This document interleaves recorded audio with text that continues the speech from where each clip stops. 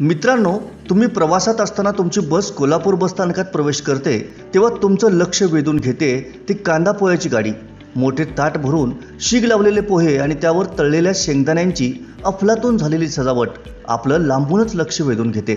जवळून जाताना सुटलेल्या खमंग वासामुळे तर पोहे खाण्याचा मोह कोणीही आवरू शकत नाही। पोहे हा स्वस्त, झटपट आणि कमी वेळात होणारा नाश्ता म्हणून प्रसिद्ध आहेच, परंतु त्याचबरोबर तो पौष्टिकही आहे। होय, पोहे माहीत नाही असा माणूस आपल्याकडे सापडणं महाकठीण। आता पाहूया या पोह्याचा इतिहास, कारण पोहे ही महाराष्ट्रानं जगाला दिलेली देणगी आहे। होळकर आणि सिंधिया राजांमध्ये ते खूप लोकप्रिय झालं। होळकर आणि सिंधिया घराणं मध्य प्रदेशात पोहोचल्यावर हळूहळू पोहे देखील इंदूर आणि मध्य प्रदेशातील इतर शहरांमध्ये स्थायिक झाले। प्रत्येक प्रदेशानुसार पोहे करण्याची पद्धत आणि चव बदलते।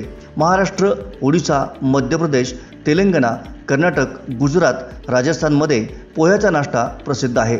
तज्ज्ञांच्या मते पोह्यात 76.9% कार्बोहायड्रेट्स आणि 23.1% प्रोटीन असतं।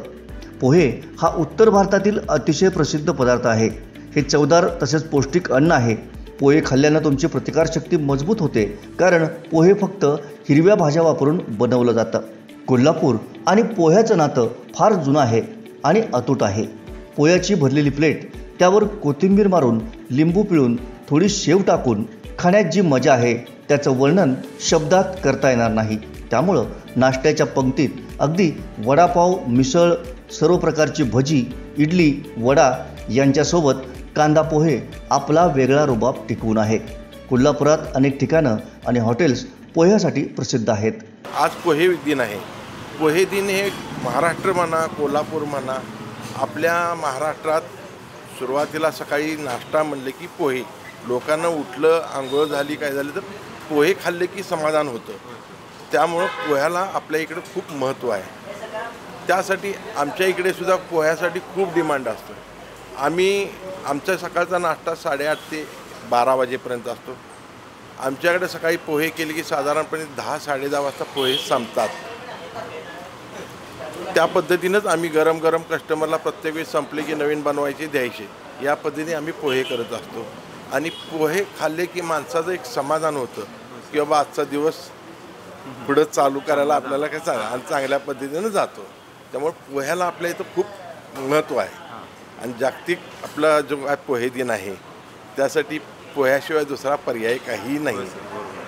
पोहे आमच्या घरगुती पद्धतीचे असतात। खोबरं, कोथिंबीर जसं आपण घरात खातो तसे आमच्या इथं पोहे असतात। अगदी घरच्यासारखेच 25-30 प्लेट पोहे जातात। आणि परगावचे पेशंट वगैरे लोक असतात, त्यांना लांबून मिळत नाही ना काय, मग आमचं हे घरगुती असल्यामुळं इथं आमच्या पदार्थाला सगळ्यात मागणी आहे। कोल्हापूर हे उद्योगांचं मोठं केंद्र आहे। इथं 3 शिफ्टमध्ये काम चालतं, त्यामुळं पहाटे किंवा सकाळी घरी जाणाऱ्या कामगारांना या पोह्यांचा मोठा आधार आहे। अनेक ठिकाणी मध्यरात्रीही आपल्याला खमंग पोहे मिळतात। काही ठिकाणी तर्री घालून पोहे खाण्याचीही पद्धत आहे। या सर्व प्रकारच्या चवींचा आस्वाद घेताना पोहे आपली मूळची खमंग चव कधीच बदलत नाहीत। हेच विशेष आहे ते कोल्हापूरमधल्या या कांदा पोह्याचं। त्यामुळंच कधी कोल्हापुरात आला तर पोह्याचा आस्वाद घेतल्याशिवाय कधीच जाऊ नका। जागतिक पोहे दिनानिमित्त सर्व पोहेप्रेमींना मनापासून शुभेच्छा। या आणि अशाच माहितीपूर्ण स्टोरीजसाठी लाईक करा, सबस्क्राईब करा, फॉलो करा आणि शेअर करा। City news.